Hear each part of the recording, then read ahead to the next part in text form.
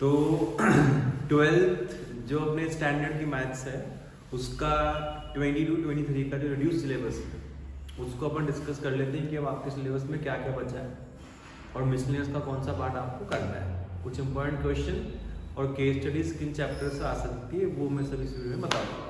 ठीक, तो सबसे पहले जो चैप्टर 1 है वो है आपका रिलेशन एंड फंक्शन। तो उसके अंदर 1.1 और 1.2 बची है, बाकी सब हट चुका है इस सेशन के लिए। मिसलेनियस का वो पार्ट करना है जो 1.1 और 2 पे बेस्ड है। ये हर चैप्टर में सेम है। एग्जाम्पल आपको सारे करने हैं जो आपके सिलेबस में है, उस वाले पोर्शन के एग्जाम्पल जरूर करने हैं, है ना। फिर जो चैप्टर 2 है आपका ITF इनवर्स ट्रिग्नोमेट्रिक फंक्शन, उसकी सिर्फ 2.1 बची है, यानी पूरा चैप्टर ही खत्म कर दिया गया है। सिर्फ 2.1 है, प्रिंसिपल वैल्यूज निकालनी है। उसका इंपॉर्टेंट पार्ट क्या है कि जो आपकी टेबल होती है इसमें रेंज होता है और डोमेन निकालना होता है, उस टेबल को अच्छे से याद करना, उस पे बेस्ड जो बेसिक क्वेश्चन करना, क्योंकि इससे MCQ ज्यादा आएंगे।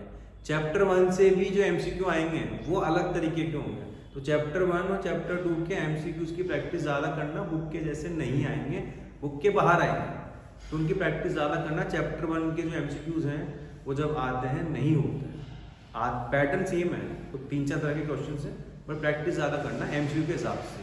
चैप्टर 2 की सेम कहानी है, क्योंकि सिर्फ 2.1 बचे तो उतने आसान क्वेश्चन तो आएंगे नहीं। तो आपको करना क्या है, जो टेबल है ना जिसमें रेंज और डोमेन दी हुए ITF फंक्शंस की, उनको आपको जो है वो अच्छे से करना है। उन पे बेस्ड क्वेश्चन पहले उनको लर्न करना है, फिर उन पे बेस्ड क्वेश्चन को अच्छे से करना है। ठीक, और मिसलेनियस का वही पार्ट करना है जो 2.1 पे बेस्ड है। ठीक, लेकिन बेसिक्स ऑफ 2.2 आपको आना जरूरी है। उसका रीजन ये है कि चैप्टर 5 जो है उसके अंदर आपको क्या दे रखा है कि जैसे 5.3 है उसमें ITF के क्वेश्चन हैं, जो ITF के क्वेश्चन 2.2 पे बेस्ड है। तो बेसिक्स ऑफ ITF 2.2 आपका जरूरी है। ठीक, फिर जो चैप्टर 3 मैट्रिक्स, उसके अंदर 3.1 है, 3.2 है, 3.3 है, 3.4 जो इंपॉर्टेंट भी थी हट गई है, उसमें था आपके इनवर्स निकालना, वो हट चुका है। तो आपको सिर्फ वही पार्ट करना है जो मिसलेनियस का जो 3.123 पे बेस्ड है। एग्जाम्पल सारे करने, इस बात को याद रखना। ठीक, चैप्टर 4 जो है उसके अंदर प्रॉपर्टीज ऑफ डिटरमिनेंट हट चुकी है, यानी 4.2 हट चुकी है। तो आपको 4.1, 3, 4, 5, 6 और मिसलेनियस ऑलमोस्ट हट चुकी है क्योंकि वो 4.2 पे बेस्ड थी।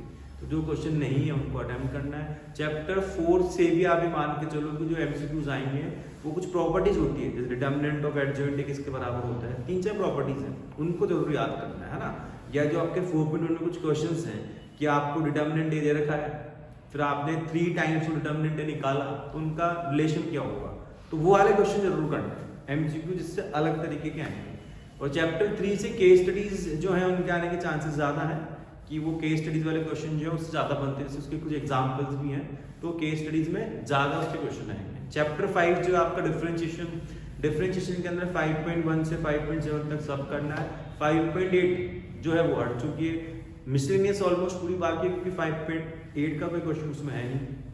फिर बात ये आती है 5.1 जो है वो है आपका कंटिन्यूटी, वो डिफरेंशिएशन के जैसा उसमें नहीं होता है। 5.2 से 5.7 में जो होता है d/dx वो वाला प्रोग्राम 5.1 में नहीं होता है। तो 5.1 से एक क्वेश्चन जो है आपका, इसमें आपको लिमिट एग्जिस्ट कर दी है, दे रखा है, वो के निकालो, जरूर से जरूर आएगा, तो उसको अच्छे से करके जाना है। और 5.2 से 5.7 को अच्छे से करना है। डिफरेंशिएशन इजी पार्ट होता है, प्रैक्टिस अच्छे से करनी है। क्वेश्चन बुक से आए या बाहर से आए वो हो जाएंगे, तो ये आपको याद रखना है। Chapter 6 AOD application of differentiation 6.1 बची है, 2 बची है, 3 और 4 हट चुकी है और 5 बची है। तो जो बचा हुआ पोर्शन है वो भी अपने आप में बहुत है। 6.5 इंपॉर्टेंट है, उससे आपकी केस स्टडीज भी बनेगी। उसकी जो वर्ड प्रॉब्लम्स जिसमें फंक्शन आप खुद बनाते हो वो भी अपने आप में बहुत इंपॉर्टेंट कॉन्सेप्ट होता है, तो उसके क्वेश्चन आपको करने ही हैं। 6.1 से भी केस स्टडी बन सकती है, बेसिक क्वेश्चन भी बन सकते हैं। 6.2 से केस स्टडी तो नहीं बनेगी, बट जो इंक्रीजिंग डिक्रीजिंग वाला पार्ट है वो आपको अच्छे से करना है। चैप्टर 6 पूरा ही बहुत इंपॉर्टेंट है, MCQs भी आएंगे, बेसिक क्वेश्चंस भी आएंगे, और सबसे ज्यादा चांस केस स्टडी आने के चैप्टर 6 से, तो इसको अच्छे से करना है। केस स्टडी बुक की भी हो सकती है, बुक के बाहर की भी हो सकती है, कॉन्सेप्ट लगभग सेम रहेंगे, प्रीवियस क्वेश्चन जरूर करना है। ठीक, चैप्टर 7 आप सबका favourite, the one and the only integration, वो उसमें लगभग आपके मेरे ख्याल से 400 से 500 क्वेश्चन तो सिर्फ बुक में अगर आप एग्जाम्पल को मिला भी लो। हटा क्या है, हटने के नाम पे सिर्फ 7.8 हटी है, टोटल 7 क्वेश्चन हटे हैं, 6 क्वेश्चन, 1 एग्जाम्पल और एक क्वेश्चन आपका जो है उसके अंदर है, मिसलिनियस के अंदर। तो 7-8 क्वेश्चन हटे हैं, तो उनका हटना नहीं है। पूरा चैप्टर करना है आपको 7.8 को छोड़ के। इंटीग्रेशन से केस स्टडीज तो नहीं आएगी, बहुत रेयर चांस है केस स्टडी आएगी तो कुछ ढंग की होगी नहीं। तो मेन चांस उसका जो बेसिक क्वेश्चन है 3 नंबर 4 नंबर या 5 नंबर वाले जो क्वेश्चन है उन्हीं में वो आएगा। बुक के बाहर का है, बुक के अंदर का है। बुक में वैसे बहुत क्वेश्चन है, अगर बुक के सारे क्वेश्चन के कॉन्सेप्ट क्लियर है तो हो जाएगा। एक क्वेश्चन जो आपकी बुक में बीच में छुपा हुआ है वो है x² + 1 / x⁴ + 1। उस तरीके के क्वेश्चन जरूर करके जाना, उनके आने के चांसेस हैं, क्योंकि वो बुक में छुपा हुआ कॉन्सेप्ट है। बुक में आपको एक एग्जांपल है √cot x + √tan x का इंटीग्रेशन dx मिसलिनियस का। उसमें बीच में जो बुक ने कर रखा है, एनसीईआरटी सॉल्यूशन कर रखा है, उसमें एक जगह वो चीज आती है t² + 1 / t⁴ + 1। तो वो तरीका भले ही अलग हो सकता है आपका उस क्वेश्चन को सॉल्व करने का, बट ये क्वेश्चन जो मैंने बोला है x² + 1 / x⁴ + 1, इसको जरूर करके आपको जाना है। इससे आपको क्वेश्चन ही आएंगे, केस स्टडीज आने के चांस कम है। एमसीक्यूज में आएगा तो बेसिक क्वेश्चन होगा कि सी निकालो, के निकालो, आंसर दे रखा है, वो इजी क्वेश्चन होंगे।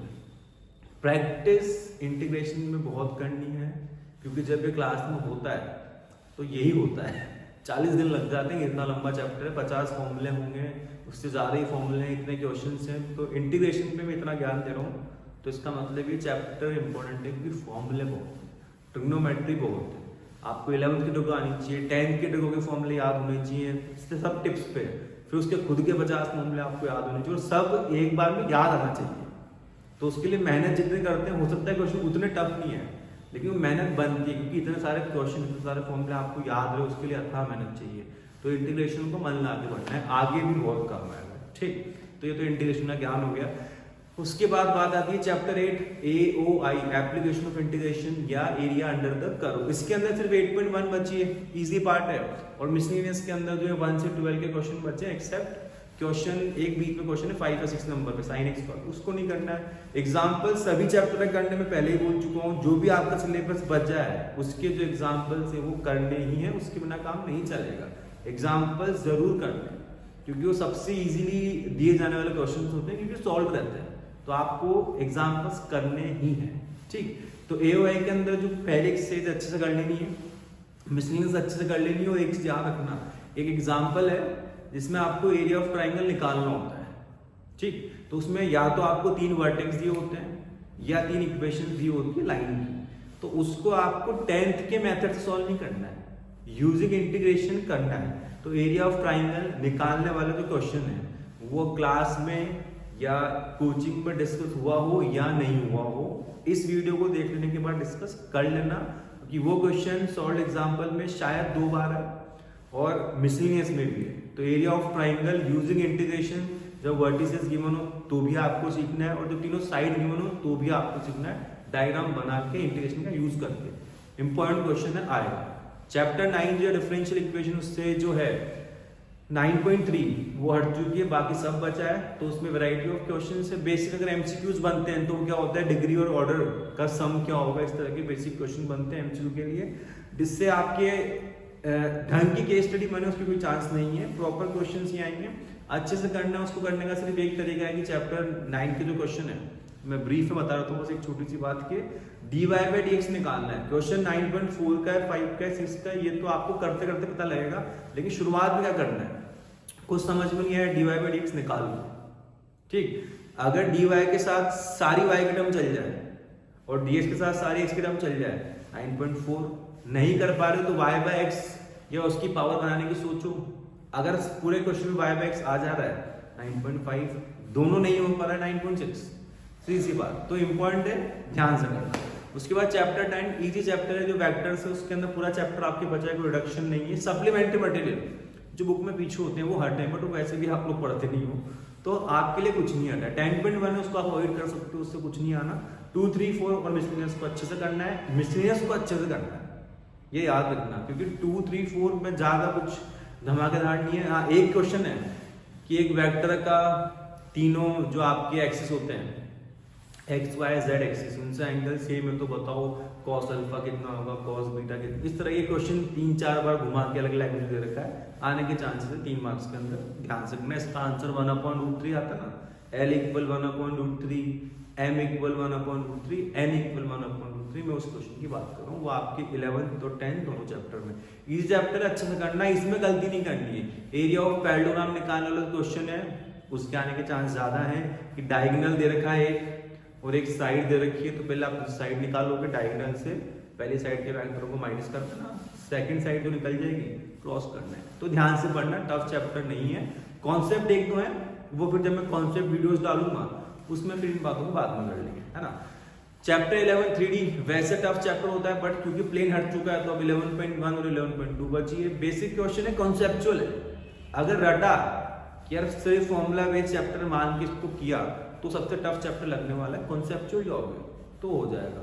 तो 1 और 2 बची है। मिसलिनियस में वही क्वेश्चन है जो आपके 11.1 और 2 में, वो आई थिंक क्वेश्चन 1 से 6, 9 और 20 जो मिसलिनियस के हैं वो आपके इसी पर बेस्ड है जो 11.1 और 2 की है। एक खास बात, जो को प्लेनर वाला कॉन्सेप्ट है वो आपकी बुक में दिया हुआ है, वो क्लास में कोचिंग में डिस्कस हुआ हो या नहीं हुआ हो। को प्लेनर जो मिसलिनियस का लास्ट या सेकंड लास्ट एग्जांपल है, वैसा क्वेश्चन जो उसका एक फॉर्मूला है, रट लेना है और वैसे जो बेसिक क्वेश्चन अटेम्प्ट कर लेना है। एक क्वेश्चन आपके आता है कि जो बुक में नहीं है, वो ये कि 2 लाइन इंटरसेक्ट कर रही है, प्रूफ करो, और इंटरसेक्ट कर रही है तो इंटरसेक्शन पॉइंट निकालो। ये कॉन्सेप्ट के क्वेश्चन जरूर करने हैं, PYQ में मिल जाएंगे, उनकी दिक्कत नहीं है। चैप्टर 12 LPP, उसमें अब कुछ बचा नहीं है, 12.1 बची है, तो मोस्ट प्रोबेबली अनबाउंडेड वाला क्वेश्चन आता है जिसमें आपको की पॉइंट निकालना पड़ता है, फिर एक स्टेप एक्स्ट्रा करनी पड़ती है। बाकी सिंपल ग्राफ बनाने, कोई दम वाली बात बची नहीं है। चैप्टर 13 केस स्टडी आएगी और आगे रहेगी, तो उसके अंदर जो है आपको 13.1 2 3 4 करनी है। 5 जो बर्नौली ट्रायल्स हैं वो हट चुके हैं।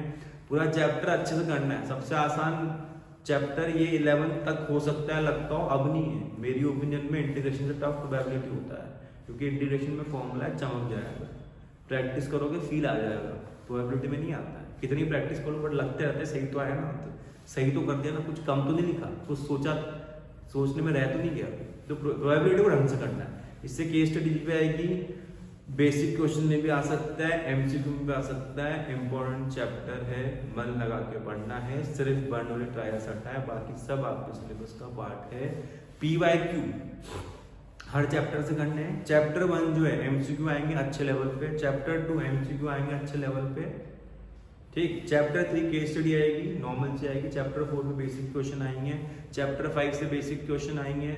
बेसिक क्वेश्चन से मतलब MCQ या केस स्टडी का पार्ट नहीं रहेंगे, डायरेक्ट क्वेश्चन होंगे उन पे, 3 नंबर के सब्जेक्टिव टाइप के क्वेश्चन होंगे। चैप्टर 6 केस स्टडी भी आएगी, बेसिक क्वेश्चन भी आएंगे। चैप्टर 7 इंटीग्रेशन, केस स्टडी तो नहीं आएगी, MCQs नहीं आएंगे, बट बेसिक क्वेश्चन होंगे। चैप्टर 8 से MCQ का कोई मतलब है नहीं, वो डायरेक्ट आपके सब्जेक्टिव भी होंगे। चैप्टर 9 जो है उससे भी मोस्टली आपके सब्जेक्टिव क्वेश्चन आए, MCQ आएंगे तो वो आसान से आएंगे, उसमें कोई दिक्कत आने वाली नहीं है। मैक्सिमम ये आएगा जो 9.2 के आपके 9th और 10th क्वेश्चन है कि आर्बिट्ररी कांस्टेंट कितने होते हैं, उस तरह के क्वेश्चन आपके बन सकते हैं, तो वो बात है। चैप्टर 10 11 12 13 ये मोस्टली आपके सब्जेक्टिव में रहेंगे। 13 जो है वो तो डेफिनेटली केस स्टडीज आती रहेगी और बेसिक क्वेश्चन में आएंगे।